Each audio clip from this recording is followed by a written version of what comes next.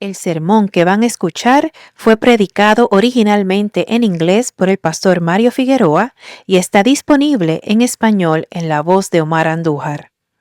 Entonces el Señor Dios dijo: no es bueno que el hombre esté solo.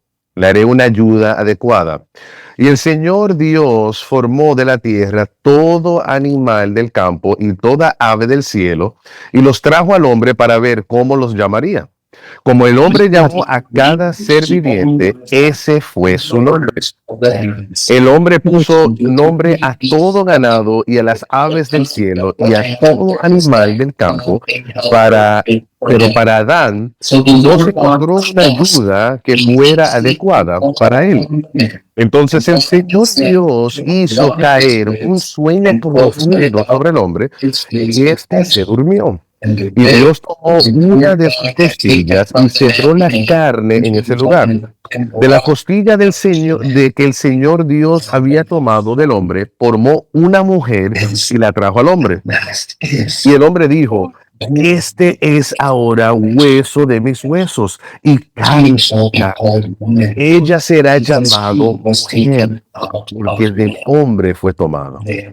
Por tanto, el hombre dejará a su padre y a su madre y se unirá a su mujer y serán una sola carne. Ambos estaban desnudos, el hombre y su mujer, pero no se avergonzaban. Iglesia, Every toda civilization civilización que jamás ha existido the se same ha enfrentado a la misma realidad ineludible. there can be No puede haber reino sin gobernantes, ni gobernantes sin un pueblo que los levante para ocupar su lugar. Desde el principio, Dios estableció un medio hermoso y lleno de propósito por el cual su reino sería provisto de sus gobernantes. La unión de pacto entre un hombre, y no es inventado por un hombre ni una cultura, sino diseñado por Dios mismo. Y sin embargo, vivimos en un momento en que este fundamento no solo está siendo cuestionado, está siendo redefinido. Esto no es simplemente un debate sobre estructuras sociales. Es una cuestión de adoración, la antigua tentación de cambiar la sabiduría del Creador por la sabiduría de la criatura. Cuando volvemos al diseño de Dios en el principio, descubrimos algo mucho más grande que una defensa del matrimonio. Que dio a su creación no un gobernante parado solo, pero dos. El amor de Cristo por su iglesia. En esto vemos el primer matrimonio, vemos la sombra de un amor mayor que aún estaba por venir, el amor de Cristo por su iglesia. La costilla que Dios tomó para construir una ayuda apunta hacia adelante, a la herida que Cristo soportó para edificar su iglesia. De modo que cada unión de pacto que ustedes establecen es un eco viviente del Evangelio. Ahora, hay tres realidades que despliegan a lo largo de este pasaje.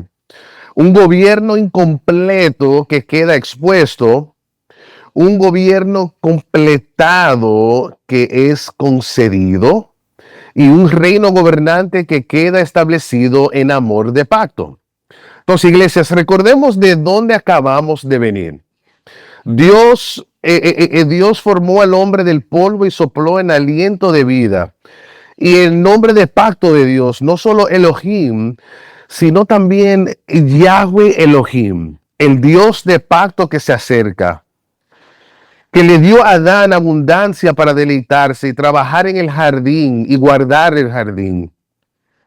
Adán no es solo un jardinero, es un rey y un sacerdote. Luego, Dios le da un mandamiento, una advertencia. las marcas del pacto. Aunque la palabra misma todavía no ha aparecido, vemos siglos después que Oseas dirá con claridad cómo Adán han transgresido el pacto. Entonces, eso es exactamente porque lo que viene siguiente es tan sorprendente. Ahora, 6 veces Dios declara su creación buena. Y luego, al contemplar todo lo que ha hecho, la declara muy bien. Esperamos que el patrón continúe, ¿verdad? Que continúe de bien a bien a bien. Pero lo que vemos es que las palabras que viene hacia adelante dice, entonces el Señor Dios dijo, no es bueno que el hombre esté solo. Esperen. ¿Algo es no bueno? Pero el pecado aún no ha entrado al mundo.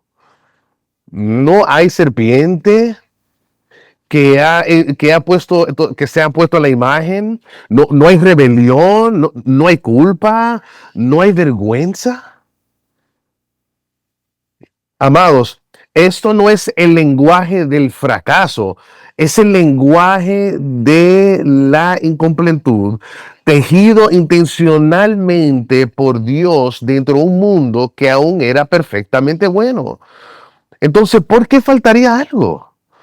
Adán camina en comunión perfecta y sin obstáculos con su Creador.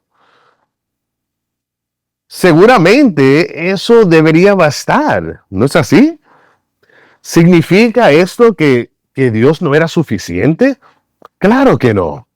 Dios era, es y siempre será el tesoro supremo del corazón humano. Pero el Dios que basta también nos creó para necesitarnos unos a otros. Adán fue hecho primero para la comunión con Dios, diseñado para saber, para amar, para servir y para vivir juntos a otros como Él. Aunque el matrimonio sigue siendo el punto focal de este pasaje, de ninguna manera es el límite de su enseñanza. Este texto es el plano esencial para toda amistad humana.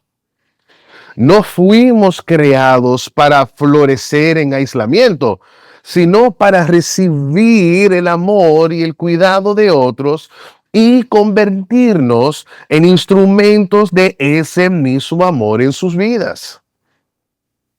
Dios creó a Adán con una necesidad que Adán mismo no podía suplir. En este punto del diseño, ser humano, iglesia, es ser dependiente. Dependiente de Dios por encima de nosotros y conectado a las personas que Él en su gracia coloca a nuestros lados. Me encanta cómo lo expresa tan bellamente Derek Kidner. El hombre no vivirá plenamente hasta que ame, entregándose a otro que esté a su mismo nivel.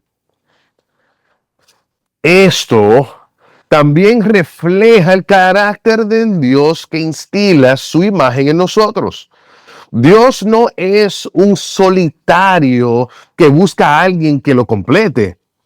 Desde toda la eternidad, el Padre, el Hijo y el Espíritu han disfrutado de comunión perfecta.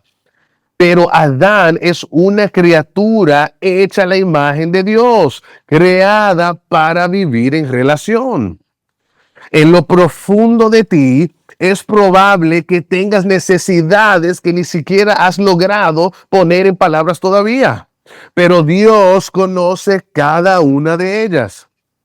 Él no expone nuestra incompletud para avergonzarnos, la revela para encontrarse con nosotros mediante su provisión soberana. le haré una ayuda adecuada para él. Dentro la armonía de una creación perfecta, Dios determinó que un acto final y decisivo era necesario para completar su diseño. Ahora, no dejen pasar la palabra ayuda sin una reflexión cuidadosa, porque como un asistente que está cerca, alcanzándonos herramientas a otro, útil, pero no esencial. No, no, no. Eso no es lo que la escritura quiere usar esa palabra. La palabra hebrea en el Antiguo Testamento es ezer, se usa repetidamente para describir a Dios mismo, aquel que acude en auxilio de su pueblo, los rescata del peligro, los libra de sus enemigos y les suple la fuerza que no posee en sí mismo. Moisés incluso llamó a su hijo Eliezer: mi Dios es mi ayuda. Porque Dios lo había librado de la espada del faraón. Así que ayuda no es una palabra de debilidad. No está describiendo a alguien cuya presencia suple lo que falta, cuya fuerza es necesaria para el llamado que Dios ha dado. Lejos de disminuir a la mujer, la palabra la honra. Adán no necesita un asistente que le cargue las herramientas. Necesita a alguien que pueda aportar lo que él no posee y ayudarlo a lograr lo que jamás podría lograr solo.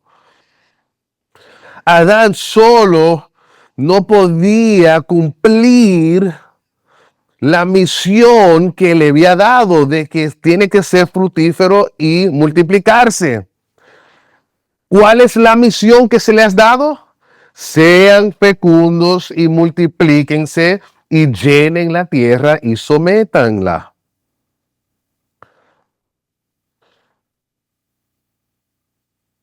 Versículo 15 nos da una mirada más cercana para cultivar, de trabajar el jardín y guardarlo, cultivarlo, custodiarlo y servir a Dios dentro de él.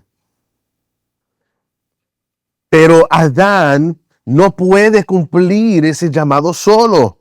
Necesita a alguien que se ponga a su lado, trabaje junto a él y aporte dones, fortalezas y sabiduría que él no posee. Entonces la mujer no es un accesorio para la misión de Adán.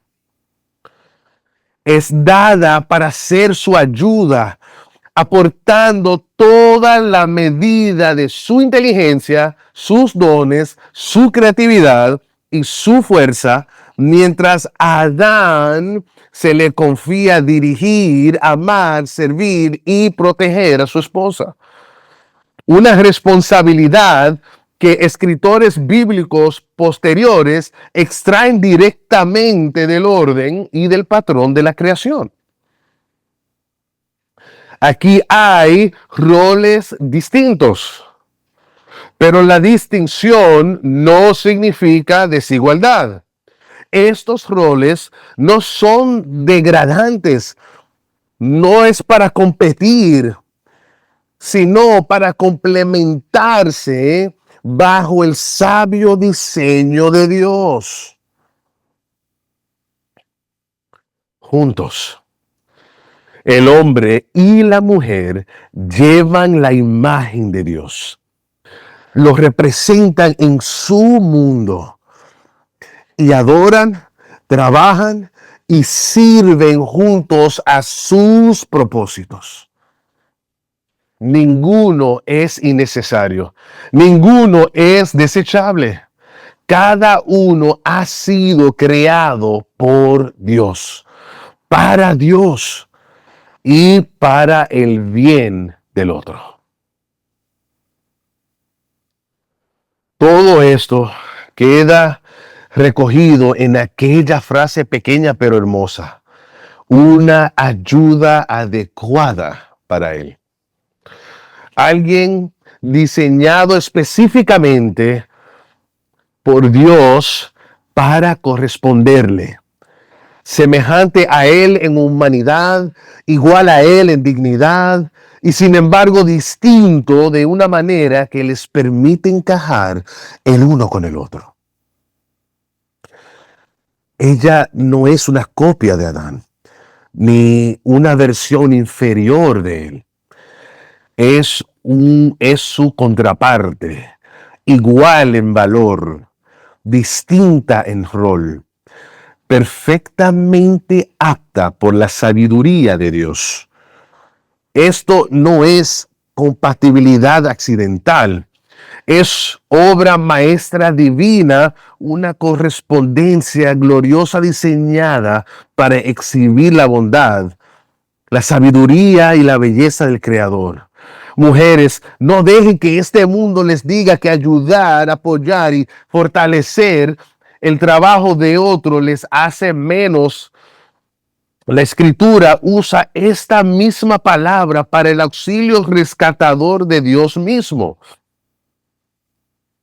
Entonces su dignidad no proviene de escapar el diseño de Dios, sino de portar su imagen dentro de él. Ahora,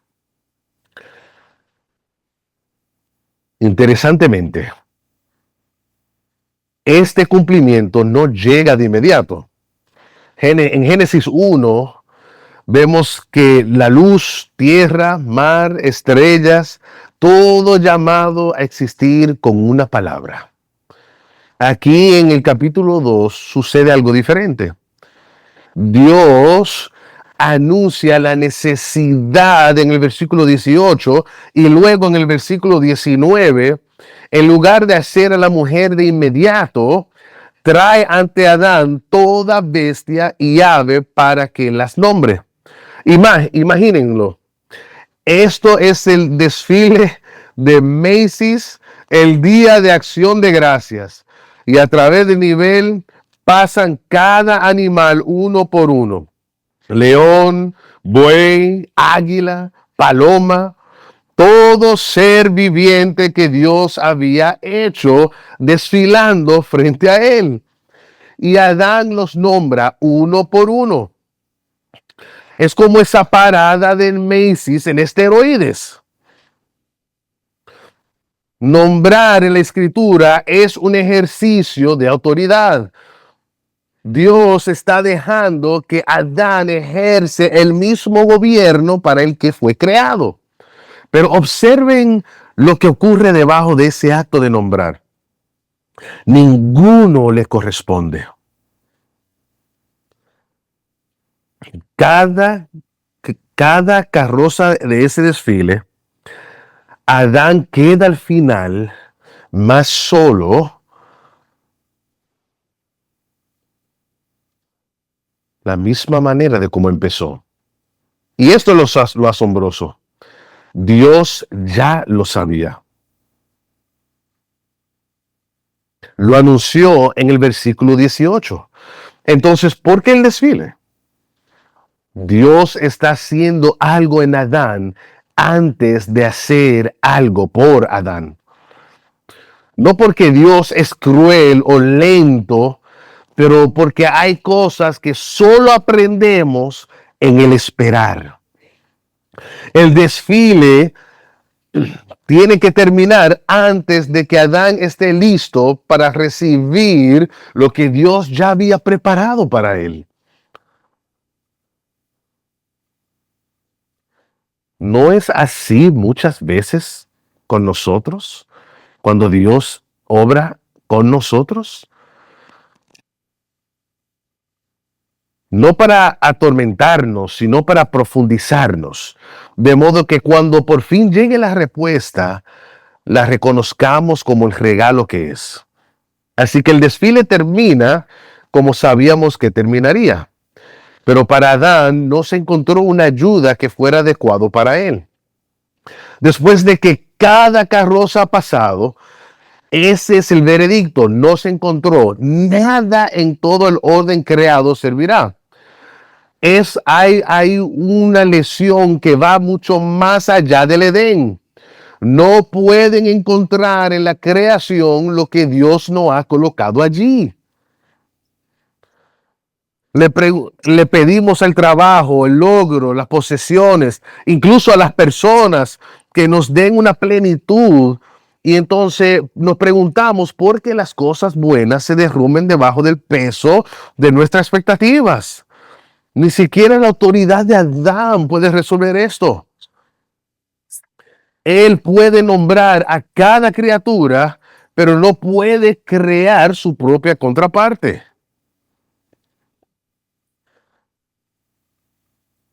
La autoridad exhaustiva y todavía sigue solo. Entonces el Señor Dios hizo caer un sueño profundo sobre el hombre y éste se durmió. Y Dios tomó de sus costillas y cerró la carne en ese lugar. Nombrando, trabajando, viendo pasar cada cosa. Pero en el momento en que su necesidad más profunda por fin es suplida y no hace nada, ¿qué está haciendo? Está durmiendo.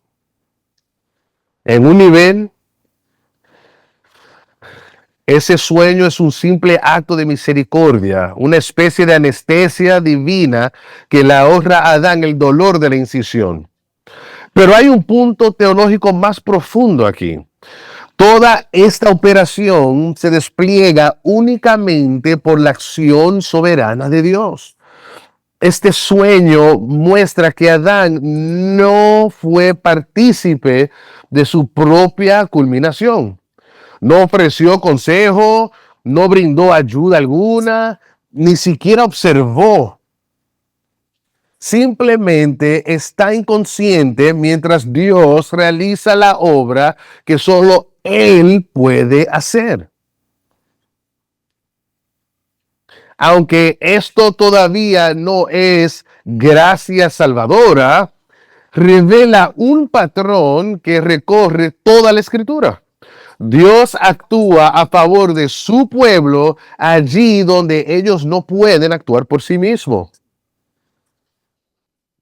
No será la última vez que verán el sueño actuar como un punto de inflexión en la historia. Dios corta un pacto con Abraham mientras éste duerme, que nosotros vamos a ver después. Jacob sueña con una escalera al cielo mientras está profundamente dormido en Betel. Una y otra vez, en los momentos más críticos, Dios obra mientras su pueblo permanece totalmente ajeno a ello. Mientras Adán dormía, Dios estaba haciendo algo verdaderamente trascendental entre bastidores, con cuidado, ternura y precisión. Consideren el lenguaje. En el capítulo 1, Dios crea mediante mandatos soberanos, habla y es. Y en el capítulo 2, Dios se presenta como un artesano. En el versículo 7, Dios formó. Un término alforero que sugiere a Dios en el torno, moldeando con detalle su creación. Y en versículo 22, aunque el texto dice que Dios hizo de la costilla una mujer, el hebreo literal implica que la construyó. Con la intencionalidad de un maestro constructor que erige un templo. Cada verbo que susurra precisión y cuidado. Ella proviene del costado de Adán, compartiendo su humanidad, su imagen y su dignidad. No fue tomada de su cabeza para gobernarlo, ni de sus pies para ser pisoteada, sino de su costado para estar a su lado, protegida por su brazo, amada cerca de su corazón. A diferencia de los mitos antiguos de la creación que trataban a las mujeres como algo secundario, Génesis se detiene, construye con propósito. No debemos pasar por alto lo que este texto declara nuestra cultura actual. Precisamente aquí la escritura marca el origen de la diferenciación sexual. Dios formó la costilla en una mujer. No puedo hablar de este texto con fidelidad sin declarar con claridad. Nuestro género está íntimamente conectado a nuestro ser físico. No es una construcción social ni una actuación que debe escenificarse. No es fluido, no está sujeto a nuestra revisión subjetiva. El género no es algo que meramente hacemos, es algo que somos. Entonces, padres, no están criando discípulos genéricos en su casa.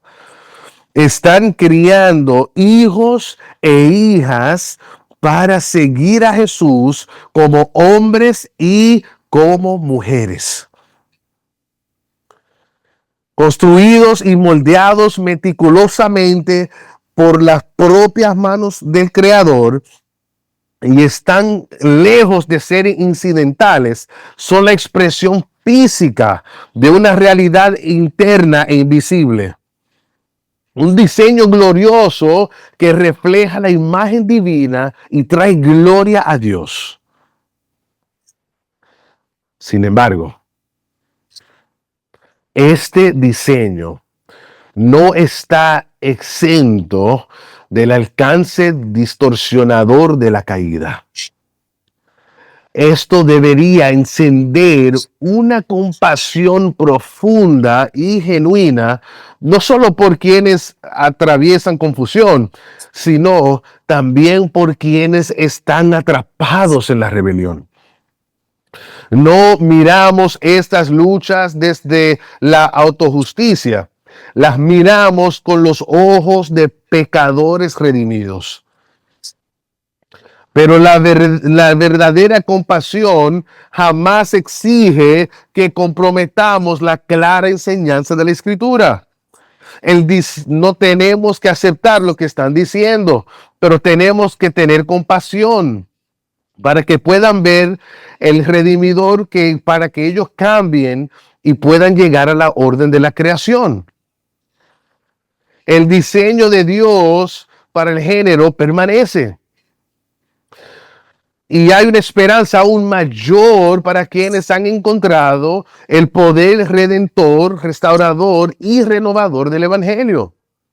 Versículo 22, y la trajo al hombre. Dios la trae a él. El dador e iniciador que establece este primer pacto humano, casi como un padre que presenta a la mujer ante el hombre y los pone al cuidado del uno y del otro. Ay, iglesia. Al leer este pasaje dentro de toda la historia de la Escritura, es difícil no escuchar el eco de algo mayor. La Escritura llama a Jesús el último Adán. Y a la iglesia su novia amada, por quien Él se entregó a sí mismo. Donde un viernes por la tarde fuera de Jerusalén, el costado del último Adán fue abierto. El costado de Adán fue abierto mientras dormía. El costado de Cristo, el costado de Cristo fue traspasado solo después de que el consciente soportó todo el peso del juicio de Dios. No debemos pretender que Génesis 2 explica cada detalle de la cruz, pero el patrón es demasiado hermoso como para ignorarlo. La iglesia hoy vive porque ha sido unida a Cristo y se le ha dado una participación en la vida de resurrección que Él compró con su sangre. Dios construyó una novia para el primer Adán en el jardín. Y Dios está construyendo una novia para el último Adán por el medio del Evangelio. Y un día, no semana, no dividido, no manchado o inconclusa, no débil, sino radiante con la belleza que el mismo Cristo le ha dado. Entonces, ese sueño termina. Y Adán abre los ojos. Y ahí está ella. Por primera vez en la historia bíblica se escucha una voz humana. Y lo que escuchamos es poesía.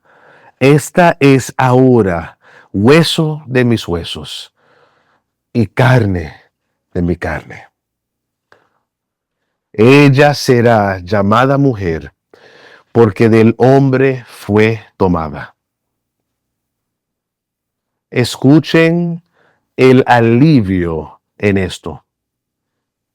Esta es ahora. Después de que cada criatura pasara y ninguna correspondiera, la búsqueda por fin ha terminado. Estas son palabras de exclamación llenas de descubrimiento, gozo y alivio.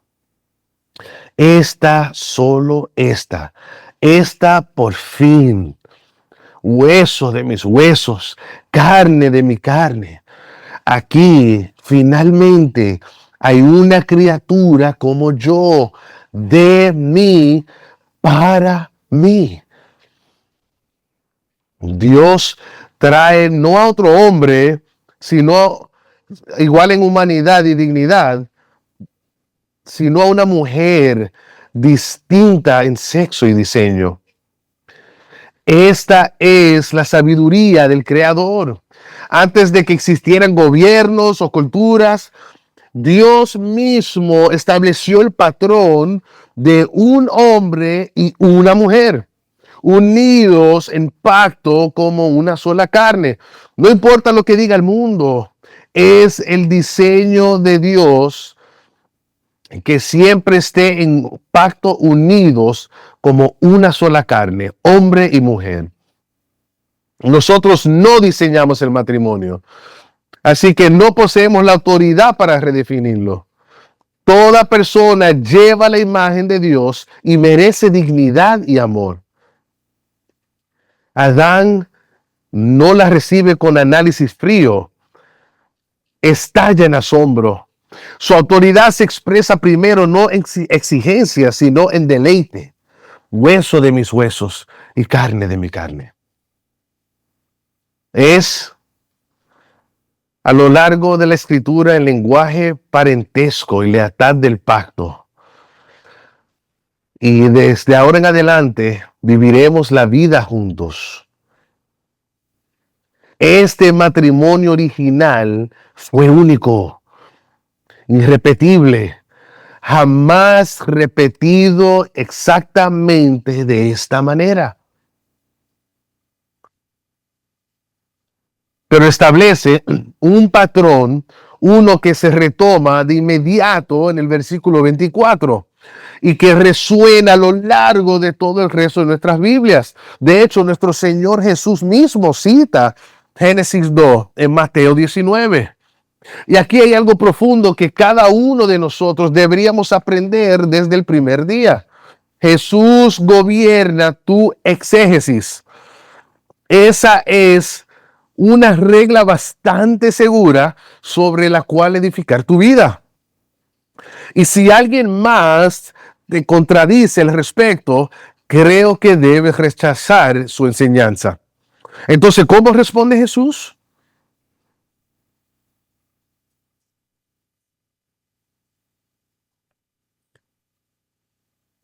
Jesús está invitado en un conflicto con los fariseos y él se niega a dejarse arrastrar a sus disputas técnicas. En cambio, funda la pregunta en la realidad de la creación. ¿No han leído que aquel que los creó desde el principio los hizo varón y hembra? Jesús señala Génesis 2. Por esta razón, el hombre dejará a su padre y a su madre y se unirá a su mujer y los dos serán una sola carne. Porque son uno. Lo que Dios ha unido, ningún hombre lo separe. Dios une a la pareja. ¿Comprenden el misterio de un día de bodas? Cuando un hombre y una mujer pronuncian sus votos, no están simplemente entrando en un arreglo humano, están participando en un acto divino. Cada matrimonio que somos testigos es un milagro que se repite otra y otra vez.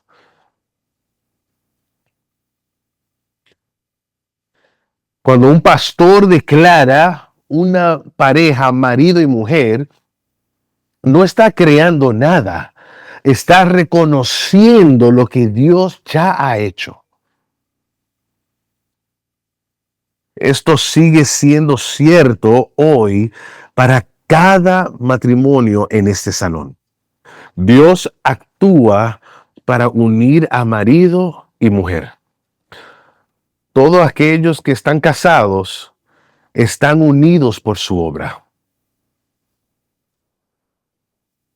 Los horarios, los hijos, el trabajo, Dios lo unió. Y vela sobre su unión con deleite. Una esperanza que nunca descansó en que ustedes fueran el esposo o la esposa perfectos, sino en la propia fidelidad de Dios hacia la unión que Él hizo.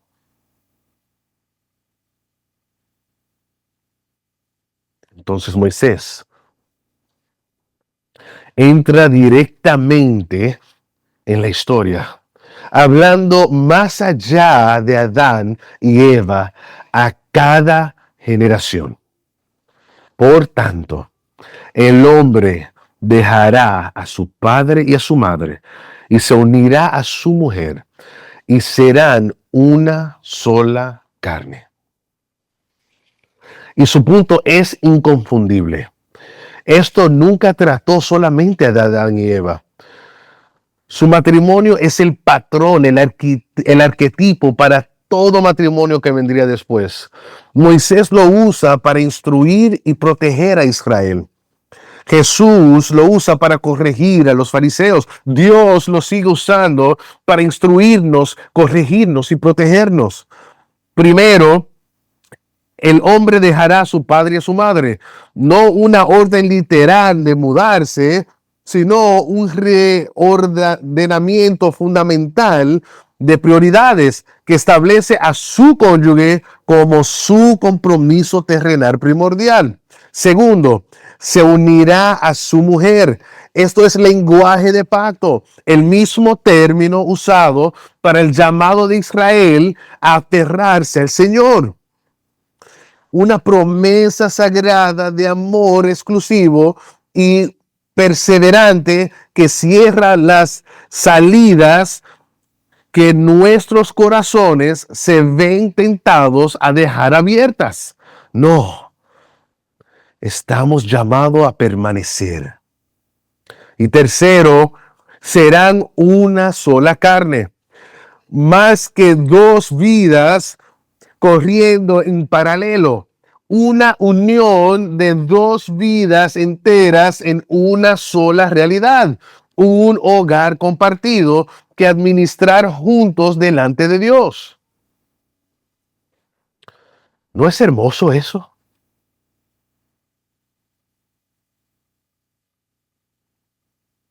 Ahora no puedo continuar sin hablar a aquellos que están aquí y no están casados. Y algunos que anhelan estarlo. Y confiando en Dios en esa espera y sabiendo qué desean. Y algunos de ustedes han atravesado del divorcio, un dolor profundo del matrimonio, o la pérdida de un cónyuge amado. Y precisamente por eso es tan significativo. El dolor que lo toca puede herir con mayor profundidad. Pero quiero que escuchen esto. Este pasaje no es una declaración de que tu vida está de alguna manera incompleta hasta que llegue el matrimonio. Muy lejos de eso.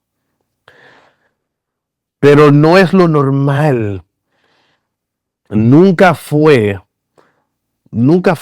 el propósito, porque Jesús nunca se casó. Pablo nunca se casó.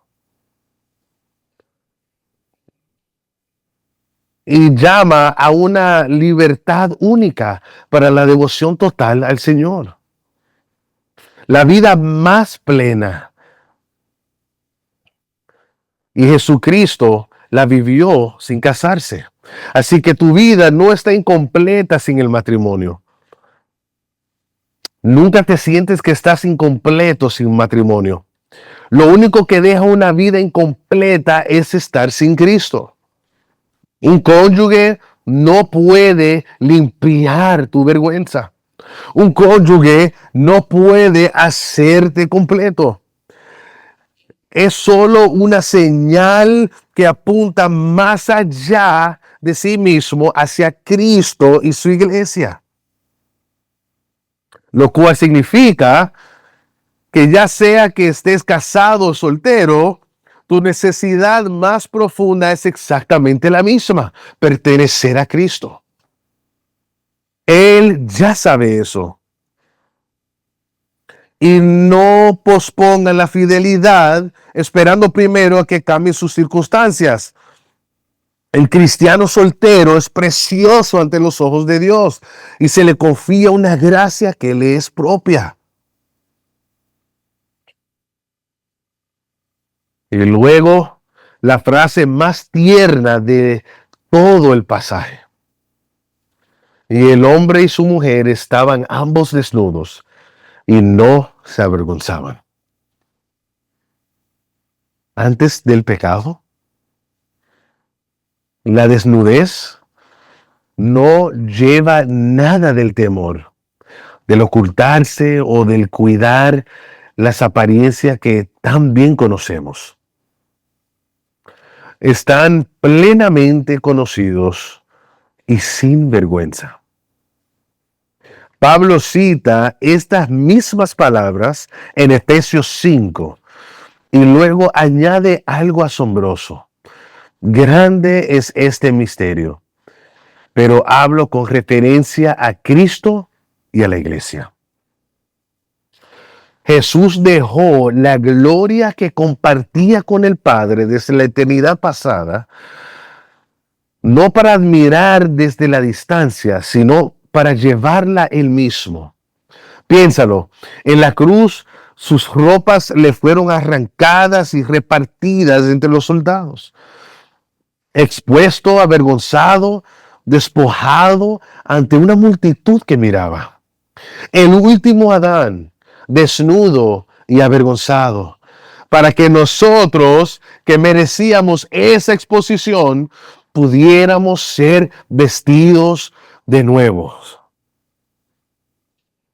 Se hizo él vergüenza misma para que la vergüenza ya no tuviera la última palabra sobre nosotros.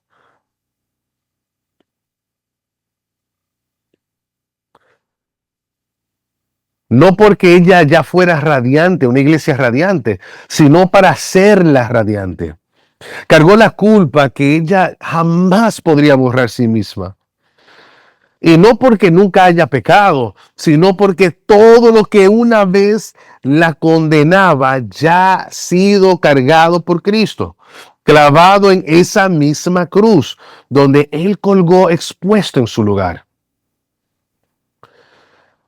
Esa es la seguridad que todo corazón humano anhela. Ser completamente conocido y aún así completamente amado. Sin vergüenza. Ningún matrimonio, por bueno que sea, puede soportar ese peso. Pero Cristo sí puede. Ya Él lo ha hecho. Iglesia, estamos donde una vez estuvo Adán, herederos de un día de bodas mucho más grande. Lo que Dios comenzó en aquel jardín lo ha estado llevando a término desde entonces, hasta llegar a una cruz donde el costado del último Adán fue abierto y una tumba donde la muerte no pudo retenerlo lejos de su novia.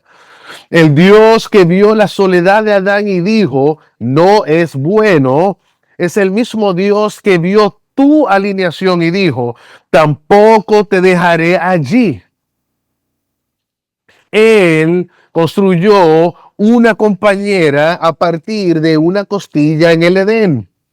Y está construyendo una iglesia a partir de su propia sangre en este mismo momento.